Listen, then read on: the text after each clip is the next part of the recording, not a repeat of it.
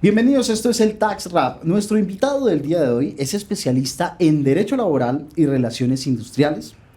Hizo una maestría en Dirección Universitaria, es doctorando en Derecho, ha sido directivo de muchas universidades, de la Universidad Externado de Colombia, de la Universidad Central durante muchos años, secretario general del Politécnico Gran Colombiano y actualmente superintendente de sociedades, además un consultor y un asesor jurídico muy importante y con mucho recorrido. Señores, con ustedes el doctor Billy Escobar. Doctor Billy, muchas gracias por acompañarnos este día. A ti por invitarme a este espacio de reflexión y pensamiento. Muchas gracias, doctor Billy.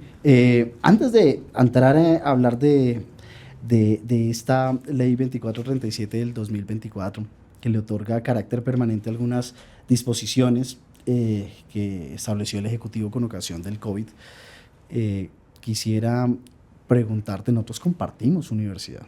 Tú eres externadista.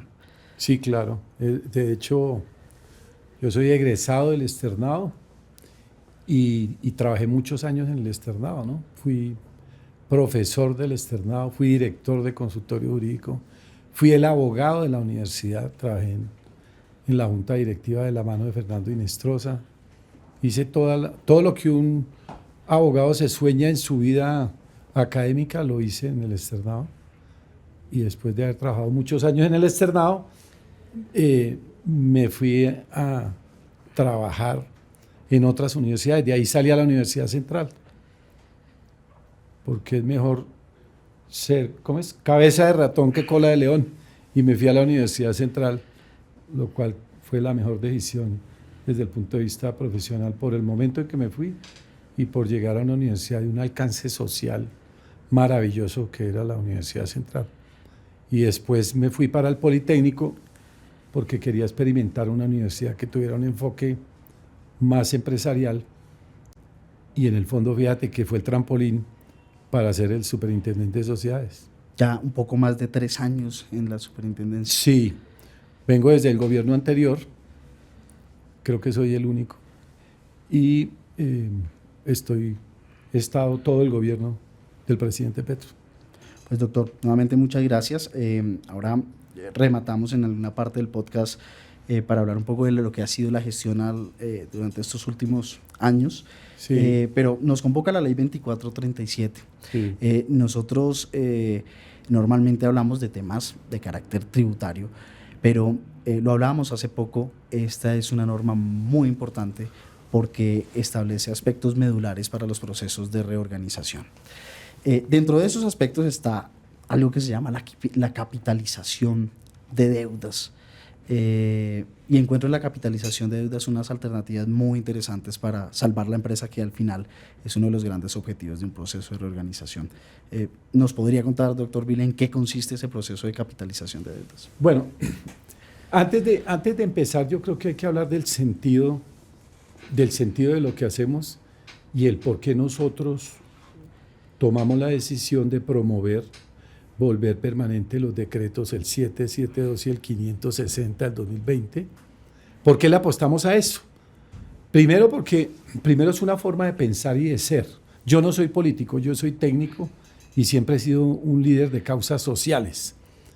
Y yo creo que uno como dirigente tiene que construir sobre lo construido.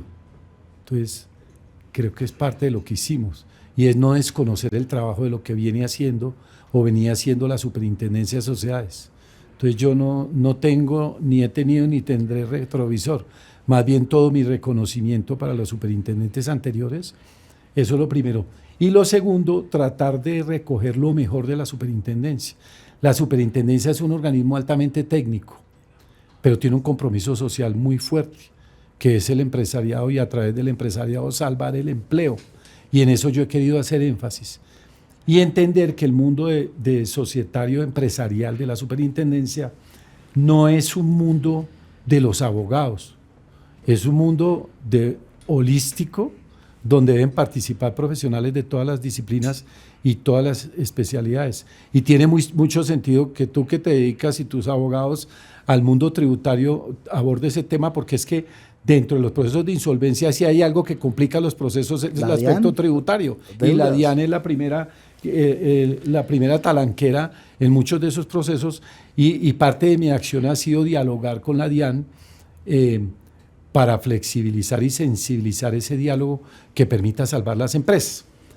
En ese orden de ideas le apostamos en esa apuesta social de salvamento empresarial a recoger esos decretos, y una de las medidas fabulosas es la de la capitalización. Porque uno también encuentra, mira, el gran problema de los conflictos societarios, o mejor, de la insolvencia, es económico. O sea, no es ni siquiera pegarse de la norma. Para mí lo de la norma es secundaria. No hay ni siquiera que ponerse a leer el Código de Comercio. Ahí es que concertar y dialogar. Porque ¿cómo se salvan las empresas? Pues con plata. El ejemplo de eso es la negociación que acabamos de hacer con inversores del Silicon Valley, una empresa que se pensaba que ya iba para su liquidación, con más de 5.000 trabajadores directos e indirectos, otros 5.000, y con una inversión de más de $120 millones, que es WOM. Llegamos a un acuerdo, pero eso lo abordamos sobre la base de conseguir inversionistas, porque con la norma lo que hacíamos era sepultar ese proyecto empresarial, y salvamos la empresa. Esa es la mentalidad de nosotros, y la capitalización es una gran fórmula, porque el empresario no tiene con qué pagar, y la idea es buscar diversas formas que permitan el salvamento de las empresas. Entonces, al capitalizar, pues capitalizamos la obligación y hacemos partícipe a esos acreedores de ese proyecto empresarial que queremos salvar. Ese es el sentido de la capitalización, y eso es lo que queremos hacer, y por eso le apostamos. Es más, de hecho fuimos nosotros los que promovimos esa ley al Congreso de la República. Eso fue una iniciativa nuestra, y pues con mucha humildad nos le metimos al cuento y logramos recoger lo mejor, que entre otras cosas es algo que viene de la pandemia, ¿no? La pandemia nos enseñó que podíamos flexibilizar esos procesos, que el uso de las tecnologías, porque en eso también somos pioneros, ayuda al diálogo en los procesos judiciales. Entonces, ahí está el componente de celeridad, está el componente de uso de herramientas tecnológicas, y el componente legal del que acabamos de hablar. Claro. Doctor Bini, bueno, un tema que tú has trabajado durante muchos años ha sido pues el derecho laboral. Sí. Y uno de los aspectos que se ha resaltado de esta norma es justamente que contempla unas normas para proteger la situación de los trabajadores. ¿Podríamos hablar un poco de eso, por favor? Sí, ahí sí recogiendo un poco, digamos que esa visión social que nosotros tenemos, por lo general, digamos que los créditos laborales están en segundo lugar, o digamos en primer lugar con la DIAN, pero con mucha frecuencia uno encuentra que la situación o la condición del trabajador es débil, porque no tienen la representación adecuada, porque los costos de apoderados no son los mismos, o mejor dicho, son los mismos y no tienen con qué asumirlos. Y al igual que la capitalización de las obligaciones en lo laboral, también hay que buscar formas que permitan digamos que la incursión del trabajador en esos escenarios de la empresa, y que le permita negociar y hacerse partícipe de otra manera cuando no hay dinero para hacerlo. Digamos que ese es el sentido de la norma, y volver un actor diferente que un actor pasivo que está esperando el pago de una obligación X, que eventualmente termina siendo un símbolo en los procesos judiciales en materia laboral. La descarga de pasivos. La posibilidad de descargar pasivos. Doctor Billy, ¿se descargan los pasivos, y cuál es el criterio para descargar los pasivos? Digamos, ¿cuáles son los pasivos que se descargan frente a la posibilidad de descargar pasivos que contempla la norma? Bueno, digamos que ese es viene con el mismo sentido. Yo a veces quiero ser un poco filosófico para no terminar leyendo la norma, pero la idea de descargar pasivos también es flexibilizar ese diálogo y permitir que algunas obligaciones que pueden ser letra muerta dentro de los procesos de insolvencia no lo sean para el proceso de insolvencia.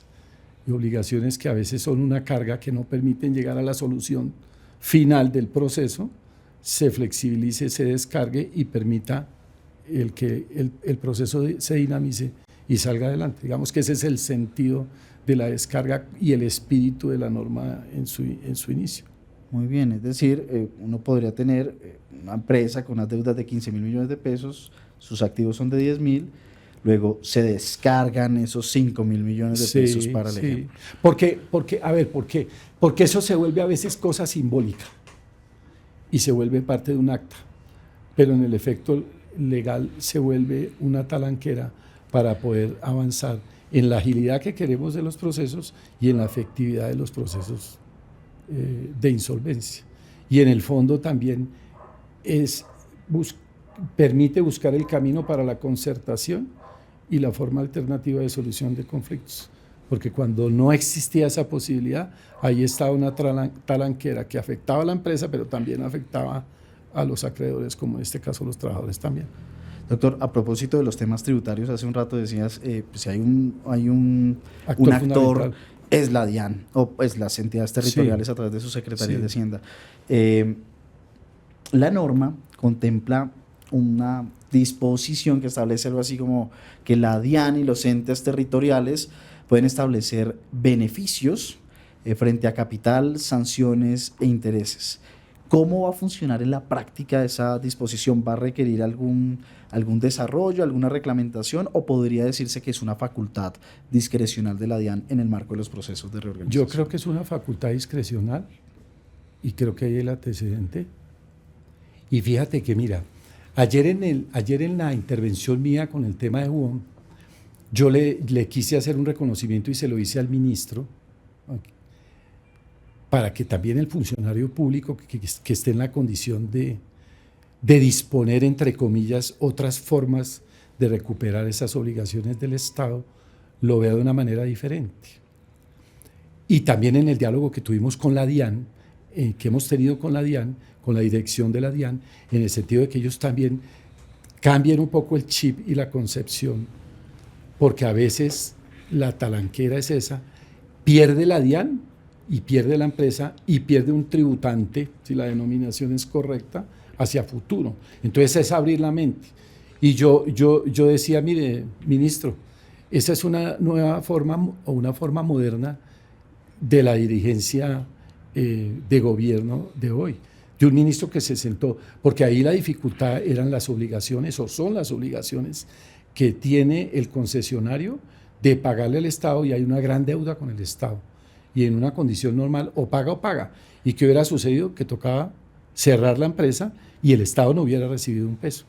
En esta condición se establecieron unos plazos que no tienen precedente y que permiten pagar la obligación con un periodo de gracia, si la memoria no me falla, 5 años, y de ahí en adelante se paga indexado, pero se salva la empresa, se le da un respiro, y fuera de eso el Estado conserva ese crédito que eventualmente se hubiera podido perder porque hubiera sido una cosa simbólica. Bueno, ese mismo diálogo hemos tenido con la DIAN. Y otro caso parecido sucedía, por ejemplo, con el Cúcuta Deportivo. El equipo Cúcuta Deportivo estaba en liquidación. Estando en liquidación, yo hice que lo trajéramos a reorganización, porque también ahí cambiamos la concepción. Y el actor principal ahí era la alcaldía de Cúcuta. Y el alcalde de Cúcuta en su momento estaba cerrado a que no cedía. Y yo le dije, alcalde, muy fácil, si usted no lo hace, primero se queda sin equipo, con el efecto social que eso tiene, y segundo se va a quedar sin plata, porque ¿quién le va a pagar a usted? Logramos que él cediera, llegamos a un acuerdo, se salvó el equipo, y adicionalmente con el efecto social que eso tiene, y adicionalmente la obligación se ha venido cumpliendo y se ha venido pagando. Es eso. Pero esa es una gran noticia. Sí. Esa es una gran noticia, doctor Billy, porque uno de los grandes problemas de los empresarios es que le deben 1 año a la DIAN y son tasa usura. Sí. 2 años, 3 años, 5 años, y debe el doble lo que era el capital de esa deuda tributaria. Y las autoridades con una concepción, digamos, tradicional de los impuestos, las sanciones y los intereses de carácter tributario no pueden ser objeto de ninguna negociación. En muchas jurisdicciones fiscales, por ejemplo en Suiza, la administración tributaria se sienta con el contribuyente y llegan a un acuerdo para que al final la empresa pueda continuar tributando y que pues, la empresa pues, no pueda tener, no llegue a un deterioro y termine eventualmente en procesos de reorganización. Y permíteme que me meta yo con un tema de lo social. Mira, que es otra cosa de la concepción que yo he querido que se cambie de la superintendencia. Cuando yo llegué a la superintendencia era, yo la leía como, que así la lee todo el mundo y así era, la superintendencia de las grandes empresas del país. Entonces, las grandes empresas del país están las principales oficinas de abogados del país y las grandes empresas. Y la visión era esa. Y resulta que la gran empresa del país no son las grandes empresas del país, sino la gran empresa del país es la pequeña y mediana empresa del país. El 85% de las empresas del país son las pequeñas y medianas empresas. El Producto Interno Bruto, más o menos el 50% está en esas empresas. El gran motor del empleo está en esas empresas. Bueno, y la lectura que nosotros teníamos de la insolvencia era hacia lo otro. Y fuera de eso, la superintendencia nunca llegaba a las regiones.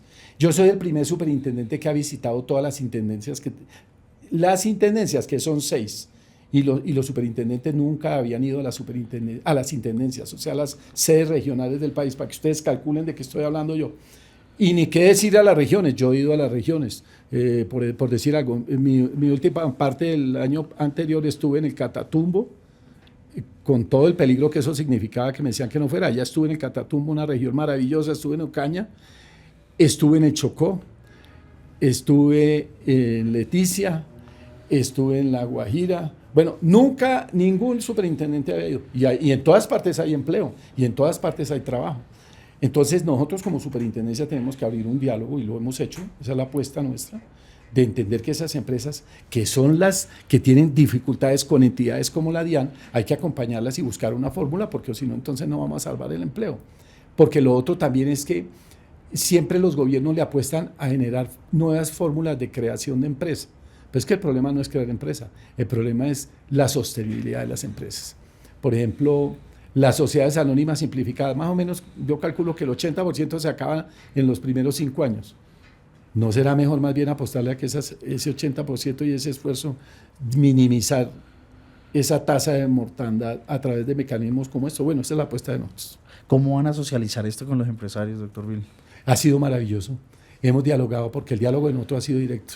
Es salirnos de la oficina. La superintendencia de nosotros es una superintendencia de la calle, de las regiones, y hemos trabajado de la mano con todos los empresarios y no he encontrado el primer empresario del país que haya estado en contra de la apuesta de nosotros. Todos están con una camiseta puesta maravillosa.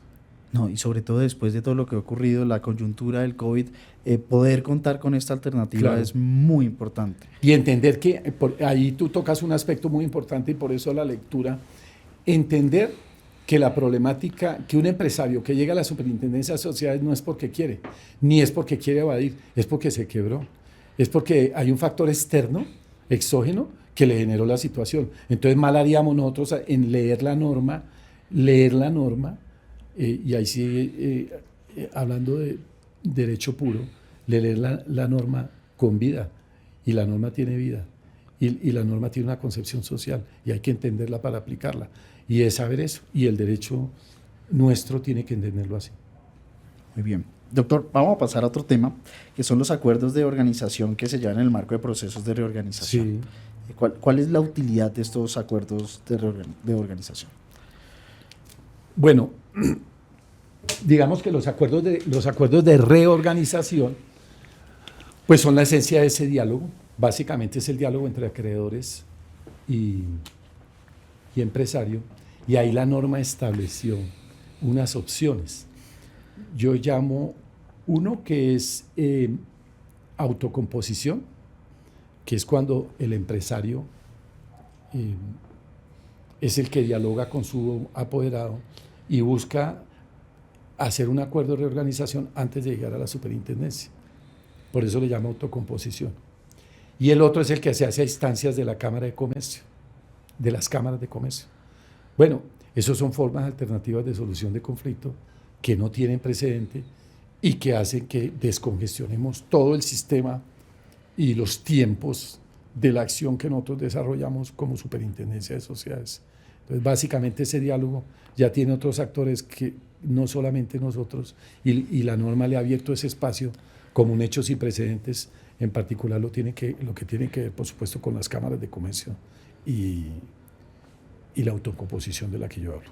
Sí, ese procedimiento de recuperación empresarial ante las cámaras de comercio es Eso es otra gran noticia, Sí. porque con la cobertura que tiene la Sí. Cámara de Comercio se abre la posibilidad del Sí. abanico, no solamente como lo decías hace un rato, para el último decil, sino para toda la Toda- cantidad de empresarios que hay en nuestro país. Por ejemplo, mira, un ejemplo reciente y complejo y social es Salinas de Manaure.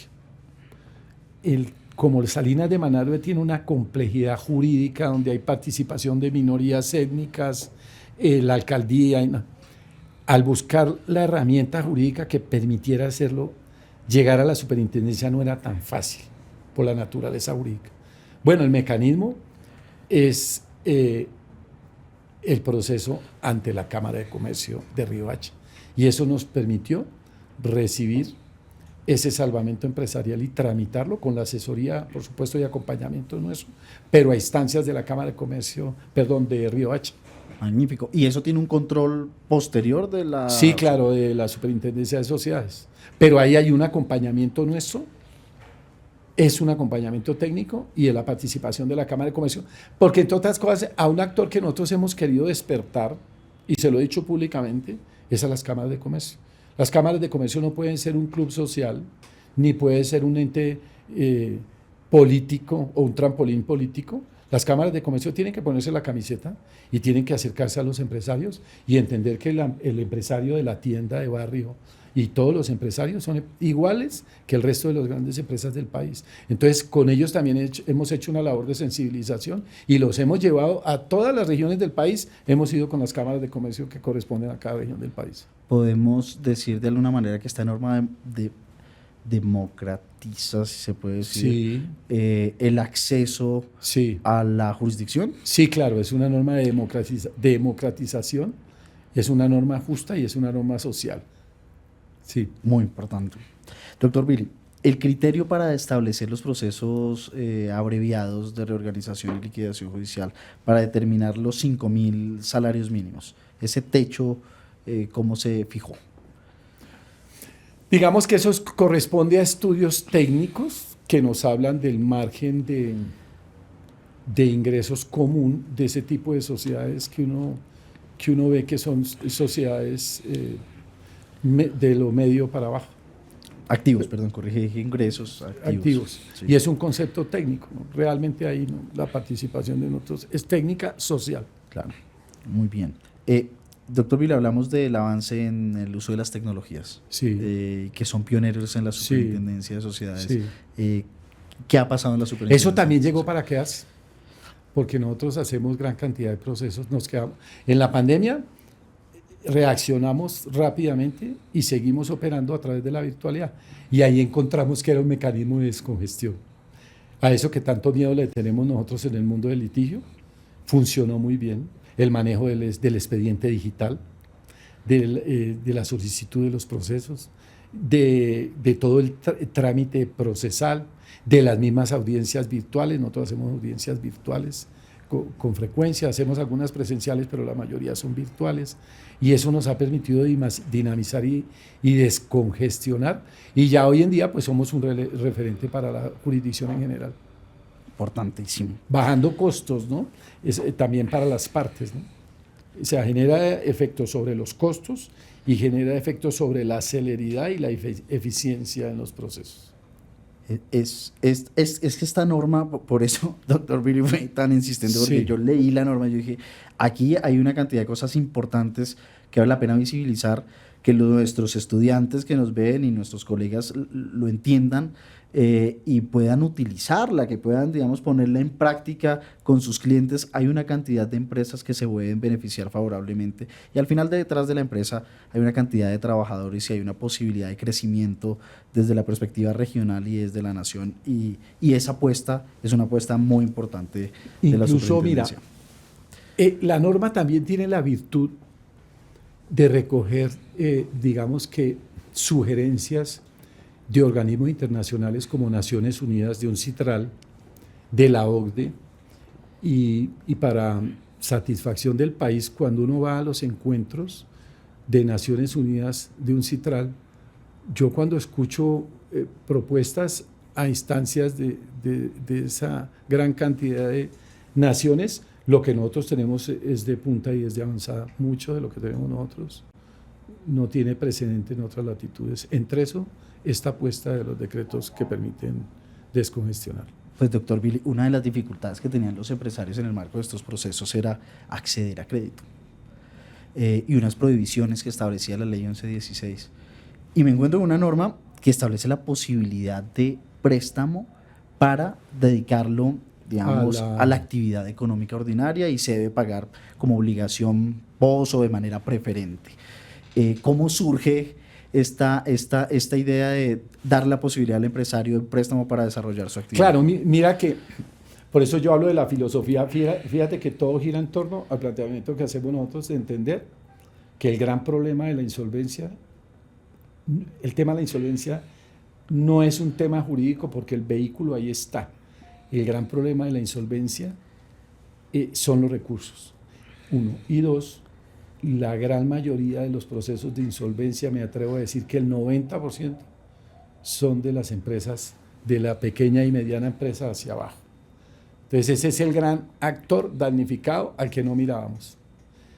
¿Cuál es la forma de salvarlo? Pues estableciendo mecanismos que le pueda permitir acceder al crédito. Porque también nosotros sostenemos que el mundo financiero, por lo menos en nuestro medio, ¿a quién le presta? Pues le presta al que tiene, no al que no tiene. Al que tiene garantías hipotecarias, al que tiene bienes. Bueno, esos no son la mayoría de los empresarios del país. Entonces había que flexibilizar. Esa es una forma y más muchas otras que nosotros queremos implementar. Y también anuncio que lo que estamos haciendo ahora es un primer paso para seguir formulando proyectos. Ya tenemos listo un proyecto que yo he denominado de la insolvencia al salvamento empresarial.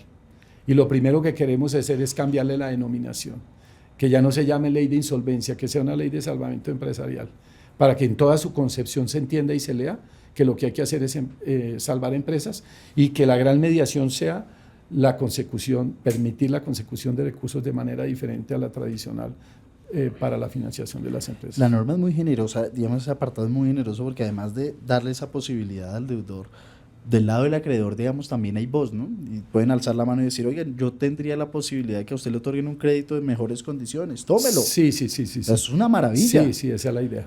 Muy importante. Esa es la idea, que flota dentro de todo el proceso. Y de alguna manera, pues, garantiza mucho más la posición de esos acreedores en el marco del salvamento de estas empresas. Lo leíste bien. De esta empresa, doctor Billy. Doctor Billy, hablemos de bueno, ahora en un rato le damos la oportunidad a la juventud, que abrimos un poco el plano para que pueda hacerse aquí Gabriel, que tiene un par de preguntas. Me gustaría hablar de esta gestión en los últimos algo más de 3 años que estás al frente de la Superintendencia de Sociedades, vienes del gobierno anterior, eso habla muy bien del carácter técnico, de la rigurosidad y del trabajo que se ha hecho al interior de la entidad. Y quisiera que socializaras con nosotros la dimensión de toda la gestión que se ha hecho durante estos años. Bueno, lo primero es sacar la superintendencia de las oficinas, llegar a las regiones, fundamental. Como decía hace un momento, eso no sucedía. Lo segundo es darle una mirada a aquellos que antes no mirábamos, que son esas empresas de las que hemos venido hablando en esta charla. Lo tercero es cambiar la cultura, una lucha por cambiar la cultura de lo que eran los actores en los procesos de insolvencia o los grupos de interés y los interlocutores como son los abogados, en especial los abogados, abrirle la mente y que el abogado entienda que el papel de los abogados, de todos, de la superintendencia y de esos actores y de los auxiliares de la justicia, tiene un alto componente de responsabilidad social. Entonces también aprovechando, digamos, que ese perfil nuestro, hemos hecho una labor de capacitación, de sensibilización, de orientación, y hemos hecho todo un trabajo de reorientación y rediseño de la institución y traer otros actores, porque nosotros pensamos que el proceso de la insolvencia es un tema tan delicado que no puede ser solamente un tema de abogados o de contadores. Entonces hemos invitado ingenieros, ingenieros de todas las especialidades de ingeniería, otro tipo de profesiones, actuarios, economistas, que también tienen voz dentro de los procesos y las más de las veces conocen más de la problemática de las empresas que los abogados, por supuesto.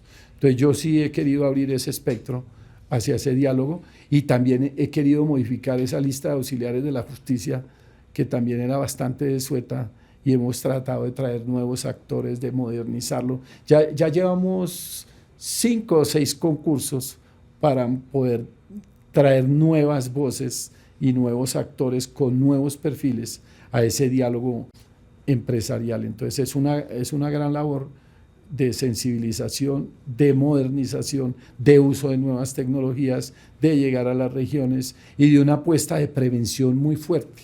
No quedarnos nosotros aquí a ver cuándo es que las empresas se enferman y más bien hacer una labor de acompañamiento antes de que lleguen a los procesos de insolvencia. Doctor Billy, hago esta pregunta con el mayor respeto y no quisiera ponerte en una situación difícil, pero se te ha dado muy bien lo público. ¿Te gustaría, digamos, dentro del proyecto personal, quisiera seguir contribuyendo a través de alguna de las ramas o a través del Ejecutivo continuar liderando proyectos en lo público o vamos a volver al mundo académico? Son 2 preguntas. Bueno, la primera, respondo la última. Yo volver al mundo académico, pero en una condición distinta. O sea, yo no volvería a ser profesor de hora cátedra, ni de tiempo completo tampoco. Más bien dar conferencias o cosas así, o pertenecer a grupos de investigación, pero ya no creo que yo le jale a eso, ya hice ese curso. Y en lo político, no. Yo, si me dices qué me soñaría yo, durar más tiempo en la superintendencia, el tiempo suficiente como para que sea lo más moderna posible y dejarla con mucha gente joven, con nuevas generaciones. Yo quiero ver gente nueva ya, sangre nueva y dejarle eso al país. El resto no me interesa. Muy bien, muy bien. Vamos a abrir ahora sí el plano. Listo, lo logramos, abrimos el plano. Tenemos a Gabriel, estudiante de la especialización en Derecho Comercial de la Universidad Externado. Y pues Gabriel, a preguntar lo que quieras. Vale, Adelante. muchas gracias. Doctor Billy, estábamos hablando ahorita de la negociación directa entre el empresario y sus acreedores. Digamos que históricamente en el derecho a la insolvencia han existido esos 2 polos separados de que ven solo al Estado dirigiendo la reorganización o liquidación porque puede ser o es mejor un tema de interés nacional porque tiene que ver con la cuestión económica, pero hay otra rama que dice que no, que el que conoce al empresario es el que le prestó plata, porque si le prestó es porque sabe cómo funciona su negocio. Y no se había podido concertar en la ley colombiana, digamos, el espacio para que existieran los 2 mundos. ¿Qué consecuencias o cómo se llegó a esa posición en que se tuvieran las dos ramas, digamos, esto de la Cámara de Comercio o la autocomposición, como decía el doctor, y el mundo tradicional de la ley 1116? Doctrinalmente, ¿cómo fue la discusión para traer esos 2 mundos a la ley? Ok. Bueno, yo creo que el tiempo y las circunstancias son los que han permitido cambiar la mentalidad. En eso tiene mucho, por ejemplo, la insolvencia sufrió un proceso de aceleración y de modernización gracias al COVID. Yo creo que el COVID, así como el COVID sirvió mucho para la conectividad y nosotros avanzamos en tecnologías 10 años, por lo menos en socialización, la humanidad. Y en insolvencia esos diálogos también cambiaron mucho y a muchos les tocó entender esa circunstancia. Pero desde antes, pues hay una discusión, hay una talanquera en términos de hacerle ver. Por eso yo soy como tan duro y sensible con los abogados, que a veces muchos no tienen la lectura de entender que pensar en su bolsillo o en su negocio y no en la empresa es lo que afecta a los procesos. Por eso yo hablo de la responsabilidad social. Y por eso yo le hablo a las nuevas generaciones de decirle, vean, lo que usted está estudiando no es para hacer plata. Lo que usted está estudiando es para servirle a la sociedad y al país. Y ahí está la diferencia. Pasa como sucedió con las universidades gringas en su momento de negocios.